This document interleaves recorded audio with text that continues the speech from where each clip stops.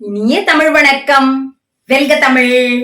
யாராவது ஏதாவது ஒரு பொய் சொன்னாங்க அப்படின்னு சொன்னா நம்ம பெரியவங்க சொல்லுவாங்க, முழு பூசணிக்காய சோத்துல மறைக்க பாக்குறான் அப்படின்னு சொல்லுவாங்க. அது என்ன முழு பூசணிக்காய சோத்துல மறைக்கிறது? நிறைய பேர்கிட்ட கேட்கும் பொழுது எல்லாரும் சொன்ன பதில், பூசணிக்காய் மாதிரி பெரிய பொய்ய கொஞ்சோண்டு சோத்துக்குள்ள மறைக்க முடியுமா அப்படிங்கிற மாதிரி சொன்னாங்க. இத உள்ள ஆய்ந்து பார்த்தோம் அப்படின்னு சொன்னா இதுக்கு ஒரு கதைய நான் கேட்டேன். ஒரு கிராமத்துல 2 நண்பர்கள் பக்கத்துல அவங்க வீடு, மத்த வீடுகள்லாம் கொஞ்சம் தள்ளி இருந்தது. ஒருத்தர் வீட்டுல காய்கறி தோட்டம் எப்பொழுதுமே போடுவாரு.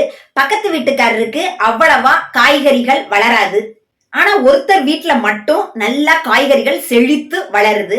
இப்படி ஒவ்வொரு வருடமும் அவர் வீட்டு காய்கறி தோட்டத்துல நிறைய காய்கள் காய்க்கும். அப்படி பூசணி கொடியில பூசணிக்காய் நிறைய காய்ச்சிருக்குது. அந்த நேரம் பார்த்து அவரு குடும்பத்தோட ஊருக்கு போக வேண்டிய சூழ்நிலை ஏற்படுது. உடனே இவர் என்ன பண்றாரு, பக்கத்து வீட்டுல தன்னுடைய நண்பர்கிட்ட இந்த மாதிரி நாங்க 10 நாள் ஊருக்கு போறோம், நீங்க வீட்டை கொஞ்சம் பாத்துக்கங்க அப்படின்னு சொல்லிட்டு கிளம்பிட்டாரு. நாமளும் எங்கேயாவது ஊருக்கு போனா அப்படித்தானங்க அக்கம் பக்கத்துல உள்ளவங்கள்ட்ட பாத்துக்கோங்க, நாய்க்குட்டிக்கு ஒருவேளை சாப்பாடு வச்சிருங்க, இந்த செடிக்கு தண்ணி ஊத்திருங்க அப்படின்னு சொல்லுவோம். அதே மாதிரியே இவரும் சொல்லிட்டு கிளம்பிட்டாரு. 10 நாள் கழிச்சு ஊருக்கு போயிட்டு அவங்க வரும்பொழுது பூசணி கொடியில ஒரு பூசணிக்காய் கூட இல்ல. 10 நாள் கழிச்சு இவர் ஊருக்கு வந்து பாக்குறாரு, தோட்டத்துல பூசணிக்காய் காய்ச்சிருந்தது காணோம். 2-3 நாள்லே தெரிய வருது, பக்கத்து வீட்டுக்காரரு தான் இந்த பூசணிக்காயெல்லாம் பறிச்சிருக்காரு அப்படின்னு தெரிய வருது. ஆனா அவரு வெளிப்படையா நான் பூசணிக்காய பறிச்சேன் அப்படின்னு சொல்லல. உடனே இவருக்கு ரொம்ப வருத்தமாயி என்ன பண்றாரு அப்படின்னா, பூசணிக்காய் திருடேன் அப்படின்னு சொல்லி எல்லார்கிட்டையும் சொல்ல ஆரம்பிச்சிட்டாரு.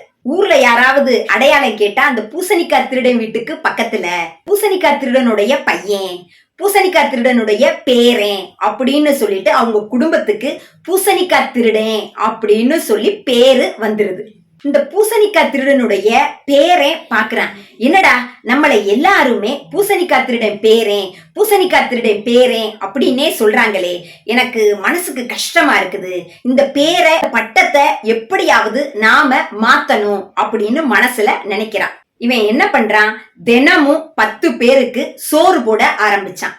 எங்க வீட்டுல அன்னதானம் நடக்குது, வாங்க சாப்பிட அப்படின்னு சொல்லி எல்லாரையுமே கூப்பிட்டான். போற வர்றவங்க எல்லாருமே அந்த அன்னதானத்துல சாப்பிட்டாங்க. கொஞ்ச நாள் கழிச்சு இந்த அன்னதானம் போடுற வீடு எங்கே இருக்குது, இந்த சோறு போடுற வீடு எங்கே இருக்கு அப்படின்னு ஊர் மக்கள், அந்த பகுதியில உள்ளவங்க எல்லாருமே கேட்க ஆரம்பிச்சுட்டாங்க. ஆக பூசணிக்காய் திருடேன் அப்படின்னு சொல்றது போய் சோறு போடுறவங்க வீடு எது அப்படின்னு மாறிடுச்சு. நம்முடைய வாழ்க்கையில் ஒரு குறை இருந்தால் அந்த குறையை நம்முடைய நிறைகளை கொண்டு சரி செய்யலாம். ஆங்கிலத்துல சொல்லுவாங்க நெகட்டிவிட்டி அப்படின்னு. அந்த நெகட்டிவிட்டிய நாம பாசிட்டிவிட்டியை கொண்டு மாற்றலாம். நாம முயற்சி பண்ணோம் அப்படின்னா எந்த தீமையையும் நன்மையாக மாற்றிவிடலாம். இதைத்தான் திருவள்ளுவர் கூறுகின்றார், முயற்சி திருவினையாக்கும், முயற்சின்மை இன்மை புகுத்திவிடும் என்று.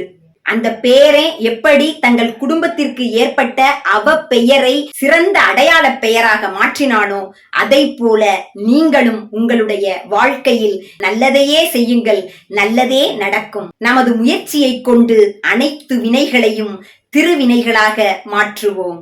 ஆம் அன்பு தோழமைகளே, பூசணிக்காய் கதையோடு பூசணிக்காய்களையும் வாங்கி நல்லா சாம்பார் வச்சு சாப்பிடுங்க. ஏனென்றால் பூசணிக்காயில் வெள்ளை அணுக்களை உற்பத்தி செய்கின்ற சத்துக்கள் அதிகமாக உள்ளது. புற்றுநோயை தடுக்கின்ற சத்துக்கள் நிறைவாக உள்ளது. முழு பூசணிக்காயை சோற்றில் நிறைப்போம். கதை பிடிச்சிருக்கா? விமர்சனத்துல போடுங்க. நன்றி, வணக்கம்.